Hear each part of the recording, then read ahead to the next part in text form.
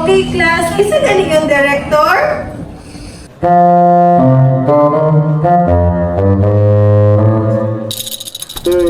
Ano ako man? Ano yung mga assistant guy? Kaya rin lagyan na niyo mo ng ko'y kamera. Kamera sa guy! Yun na lang eh. Ma'am! Whole novel lang mo ma'am or kabanata 1 to 13 lang? Ano Kabanata 1 to 13? Kabanata 1 to 13. Kabanata 1 to 13.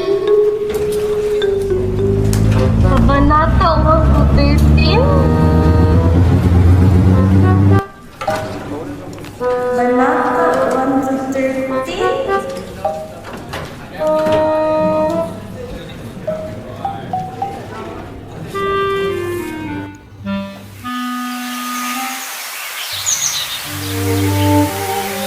Sa ibabaw ng kubyerta ng Bapor Tabo, nagtitipon ng mga praile, opisyal, at mga taong may kapangyarihan.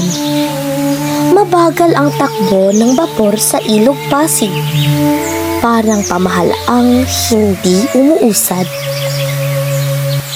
Napakabagal ng ating paglalayag. Tila ba ang ilog ay barado at mababaw? Simple lang ang solusyon. Hukayin ang ilog at palalimin. At saan natin kukunin ang salapi na iyan? Malapit natin pag-isipan ng mabuti. Hindi maaaring basta-basta. May mas madali akong may mungkahi. Pupalaki tayo ng mga pato sa ilog.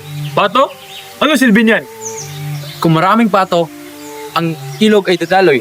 Di man malalim, pero ito ay gagalaw. Higit sa lahat, magkakaroon tayo ng maraming itlog. Anong gagawin mo sa mga itlog?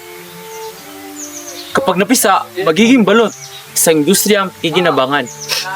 Diyos mio! Balot? Isang inyong pagkain? Ha? Paano nyo maihahain ang ganyang pagkain sa isang disyenteng lugar? Ngunit senyora, ito'y ipanabangan ng bayan. Hindi ko maaatim ang ganoong pagkain. Itlog na may sisiw sa loob? Mas mabuti pang magdala tayo ng pagkain mula sa Europa. Sa simpleng mungkahi tungkol sa pato at balot, nahayag ang paghamak sa sariling kultura. Ang balot, pagkaing karaniwan sa mga Pilipino, ay kinamuhian ng isang nagkukunwaring Kastila. At ikaw, Ginoong Simon, anong iyong munggay? Kung nais niyong malutbas ang suliraning ito, sasabugin niyo na lang kaya ang mga bundok at hayaang bumaha at lumalim ang mga ilog. Napakadelikado niyan! Kung ganon, manatili muna tayo sa balot at pato. Sa ibabaw ng kubyerta, puro salita at mungkahi ang maririnig. May paghuhukay, pato at balot.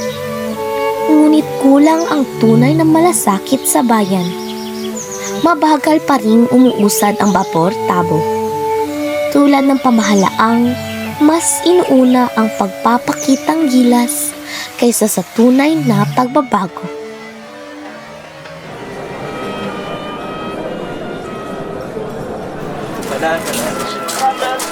Mayay naman dito. Para tayong sardinas na sinisiksi. Ganyan talaga. Ang nasa itaas ay mayaman at Kastila. Tayo, dito sa ilalim. Mga kaibigan, huwag na natin sayangin ang oras. Pag-usapan na natin ang mga Akademiyang Wikang Kastila. Oo, panahon na upang patunayan na kaya rin natin Pilipino matuto ng wikang Espanyol. Sa itong paraan, ay makita natin ang ating talino. Sa talino? O baka pahiyaan tayo. Alam naman natin hindi basta papayag kung mga preno. Bilang isang Kastila, sinasabi ko sa iyo, parang na lang layunin ninyo, kaya kayo suportahan. Kung magkakaroon ba ng paso, mas mabuti pa atang hindi tuloy. Sa Dio, hindi ito biro. Handa akong gumastos para sa akademya.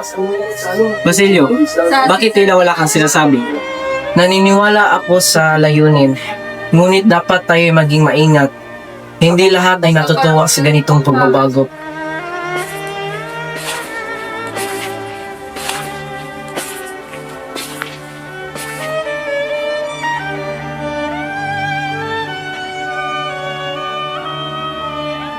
Naminig ko ang iyong pinag-usapan. Mga kabataang puno ng pangarap.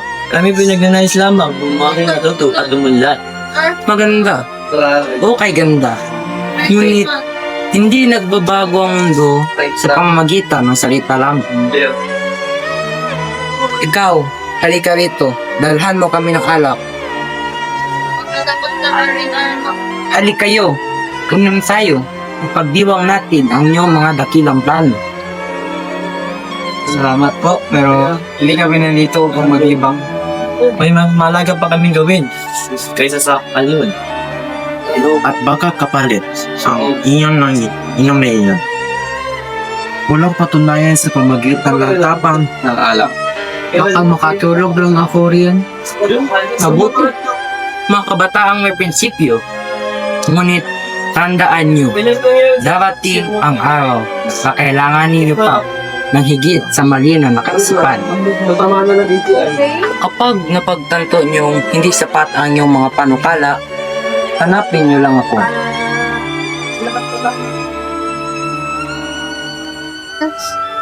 May kakaiba si ang iyon. Hindi ako komportable sa kanyang mga sinasabi. Para siyang taong naghihintay ng apoy. Ano man ang kanyang plano, ang atin ay malinaw. Edukasyon ang ating sandata.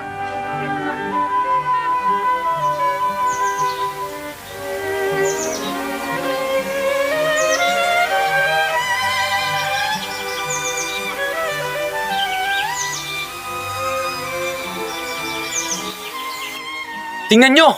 Nandito na tayo sa parte ng ilog ng puno ng alamat. Oo! Ang mga Pilipino, mahilig sa kwentong kababalagan. Basta't wag lang nakakatakot. Ayoko ng multo. Nakikita niyo bang batong iyan? Ayon sa alamat, sa batong iyan, merong isang lalaking tumalon sa labis na dalamhati.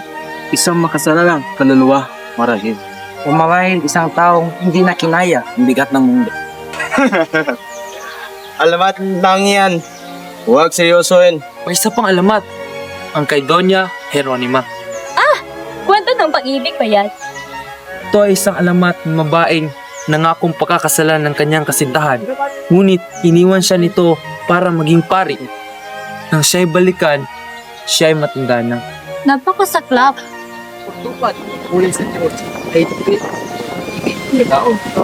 Baka naman may mga pangakong hindi dapat itawan. Hindi kaya tuwan. Ang mga alamat na ito ay ng mga Indian. Kung patunay ang isang bayan ay kumakapit sa isang kwento, mapakula itong katatapos. Ang mga tao ay lumikha ng alamat upang aliwin ang hamat sarili, sa halip na baguhin ang kanilang kalagayan. Halika, mag-usapan natin ang ibang bagay. Mas mabuti pa ang alamat kaysa sa politika. Ang mga alamat, minsan, ay nagiging apoy. Sa isang liblib na lugar, may isang masipag na magsasaka na nangangalang Kabesang Tales. Ang lupang ito'y dati masukal at walang nagmamay-ari. Ngunit sa kanyang sipag at tiyaga, ito'y kanyang nilinang.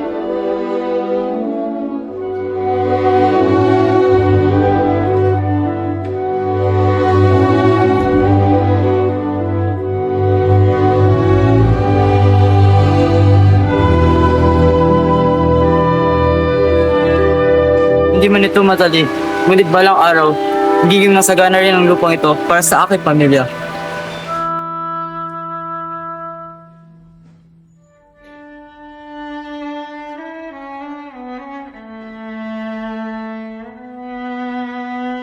Ama, napakaganda na po ng ating bukid. Ama, ipagmamalaki ko po kayo balang araw. Lahat ng ito ay para sa inyo. Hanggat kaya ko, maglalaban ko ang lupang ito.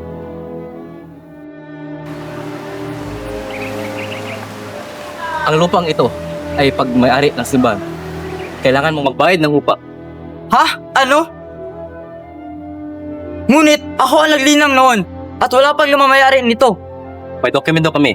Kung nais mong manitili ito, magbayad ka. Hindi sumuko si Kabesang Tales. Nagsampa siya ng kaso upang ipaglaban ang lupa. May karapatan ako. Ako ang naghirap dito. Kabisang Talos, mahirap talaga rin ang Marpele. Sila ay nakakangilihan.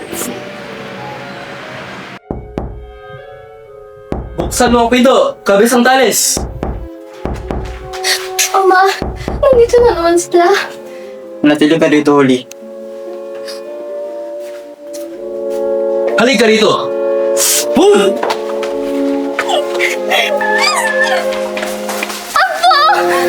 Maawa kayo!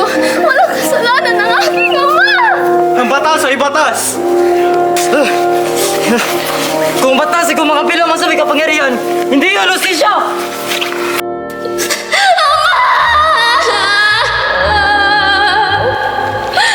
Sa gabing iyon, hindi lamang isang ama ang kinuha. Isa ring magsasakang nawalan ng tiwala sa batas.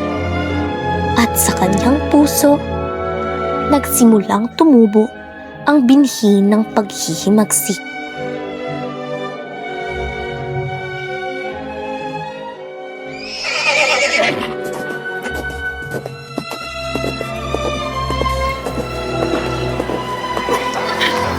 Naku po, Ginoo. Sana makarating tayo agad. Maikit na kagawat siya ngayon. Bakit naman? Bawal na ako walang ilaw sa kalesa. Kahit Pasko, walang patawad. Sige. Aray ko! Ano yun? Hinto ka! Nasaan ang iyong ilaw? Lumabag ka sa kautasan! Ginoo, sandali lamang po ang biyahe ko. Pasko naman. Walang Pasko sa batas! Halika rito! Upo. Akin ang iyong tsubena mo! Ito ang aking nagsuwela. Dapat lamang! Ganito bang katarungan? Kahit sa gabi ng kapayapaan? Sa gabing dapat sana'y puno ng saya, nanaig ang pang-aapi. Isang simpleng kutsero ang naging biktima ng isang sistemang walang malasakit.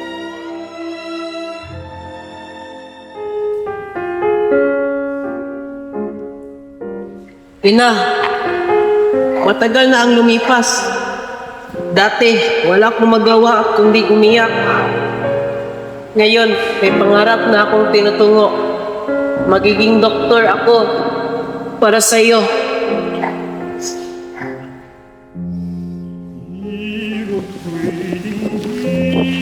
Naala ko pang gabi sinunog ko ang bangka ni Elias. Ang takot, ang gutom, ang kapag wala ng pag-asa. Pero, hindi ako sumuko. Nag-aral ako ng mabuti at nagsikap.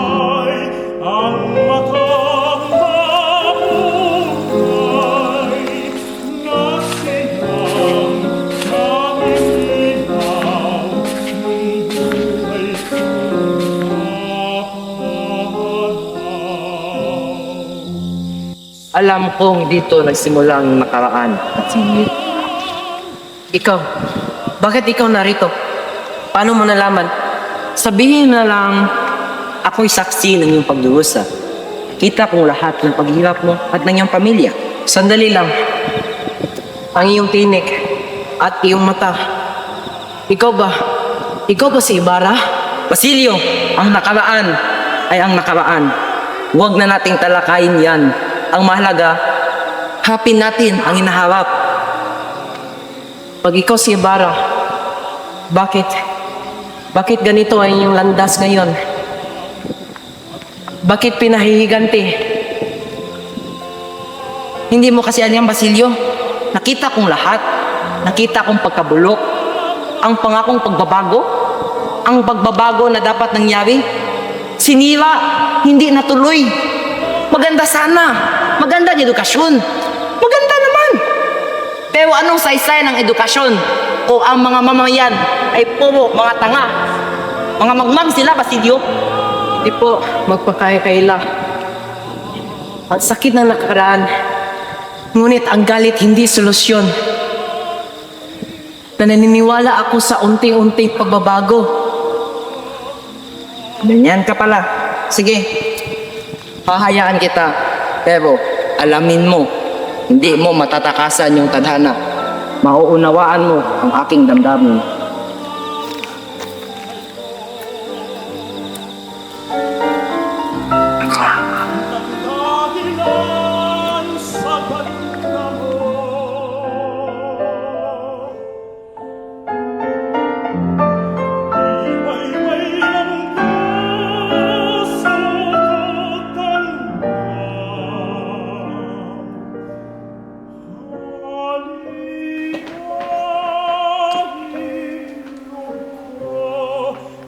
Maligayang Pasko po, Lolo. Maligayang Pasko rin, Iya. Ngunit anak ko si Tales, bakit siya pa nagdurusa? Yayaman, maglalaban-laban siya ang lupang sa kanya.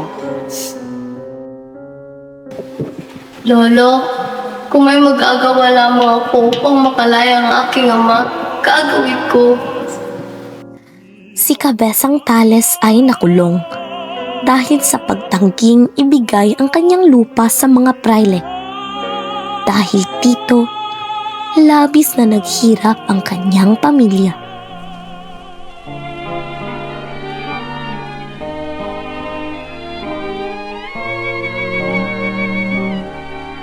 Maligayang Pasko po, Tandang Selo.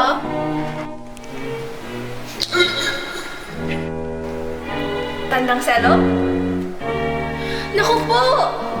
Si Tandang Selo! Nagpipi na! Naku! Nagpipi na! Upang makatulong sa pamilya, napilitang maglingkod si Huli sa bahay ng mayamang si Hermana Penjang.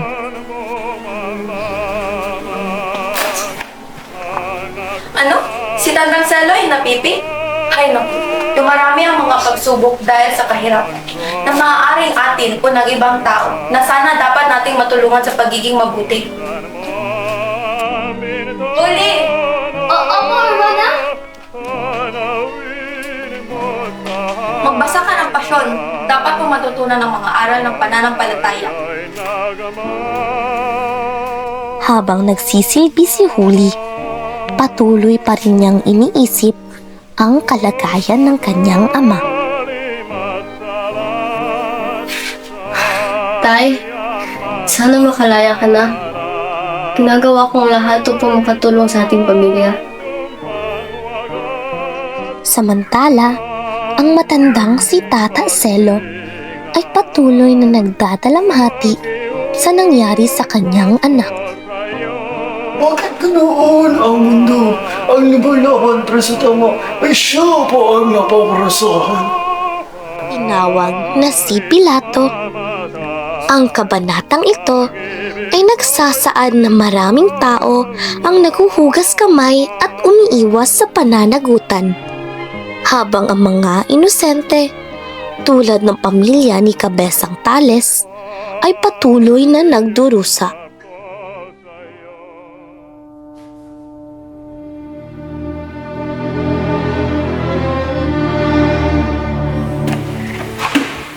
Magandang hapon o mga senyora, pagmasdan nyo. Ang mga anas na ito ay kayang bumili ng hustisya at katarungan. Napakaganda, ngunit napakamahal. Kayo, Kabesa, dinig ko ay may lakit ka raw na pagmamayari ng mga reklama. Bilhin ko ng 500 piso o ipagpalit mo sa kahit anong baril ko na rito. Ano sa tingin mo? Tatanggapin mo ba ang aking alok? Titignan ko ang babae sobra.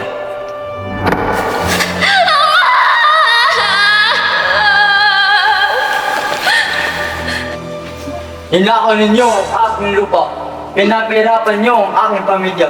Ngayon, ako na naman ang maniningil.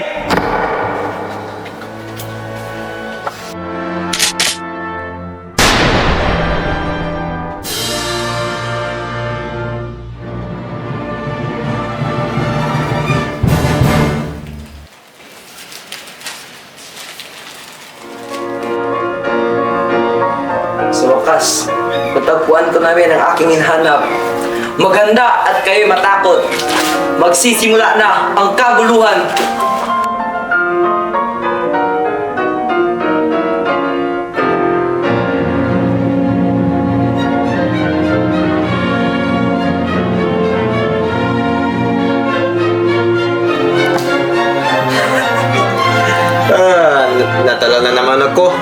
Jose Baila.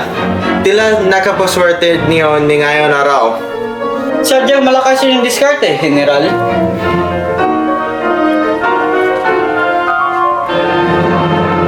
Bakit mga barang yung tinataya, hindi mga pangako?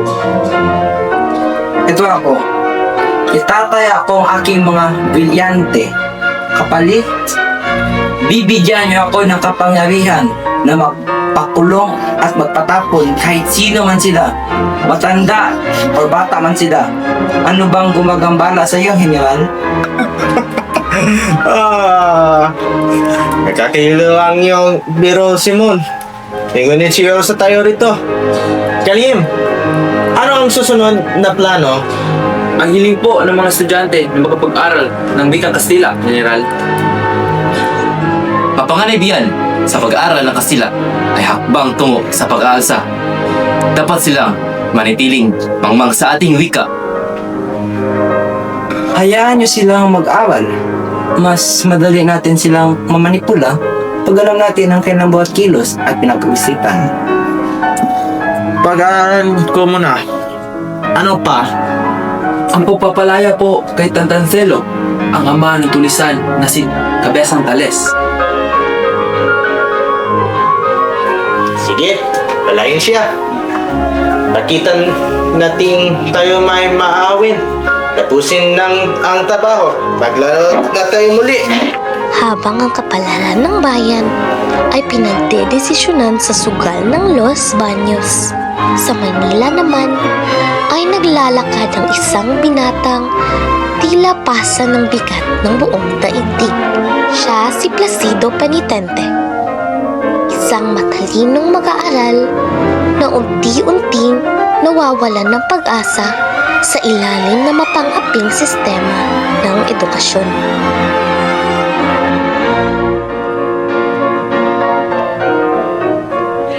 Sino? Ay, balikan mo ng pasok, Lucas. Ngunit bago ang lahat, buwambag ka muna dito sa monumento ni Padre Baltasar at permahin mo ito laban sa pagpatayo ng akademya. Bakit nagpapirma sa isang sulatan? Hindi ko naman nauuwahan mo nito. At bakit ay naubalik sa mga monumento habang ating dangal ay niyayapakan? Huwag ka na mag-isip. Sigurin mo na lang mga praile kung ayaw mo magpaginitan. Hindi ka lang. Mahuli na kayo sa klase. Sa loob ng silid-aralan, hindi lamang aral ang hinahanap ng mga estudyante, kundi ang bigat ng isang sistemang pumipigil sa kanilang kalayaan. Sa mga mata ni Placido Penitente, ang edukasyon ay tila naging laban para sa dignidad.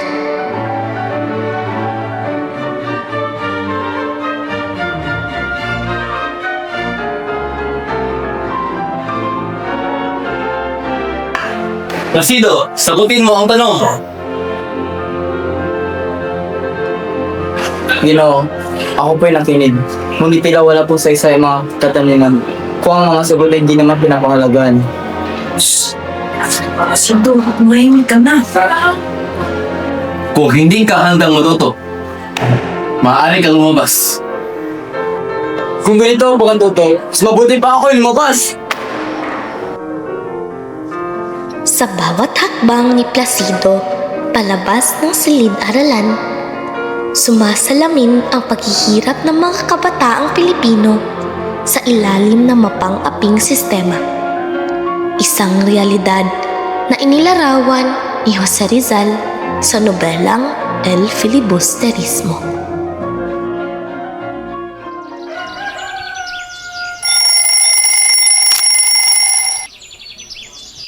Ay! Kabanata 1 to 13!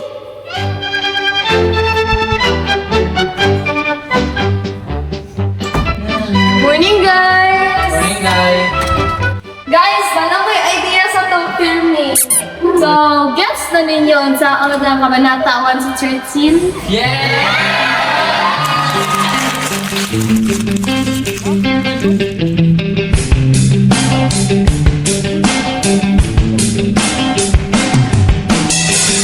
Iniwan ka na ng plano.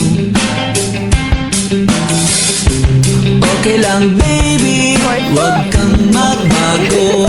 Dito ka lang, tumingin sa aking piling, antukin.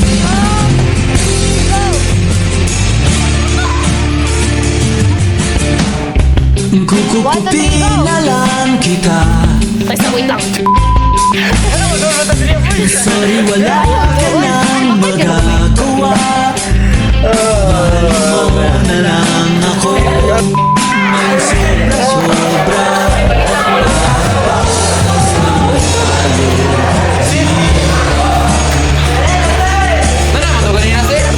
Sasalubungin natin ang This is recording, guys. Ayo guys.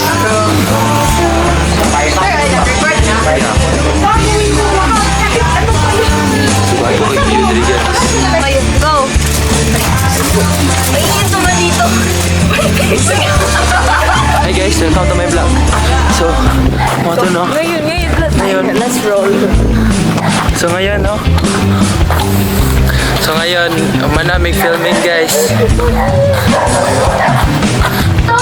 Alang, isang straw ha. Ang mga fry na na. Sa ilahat to. Kuan sa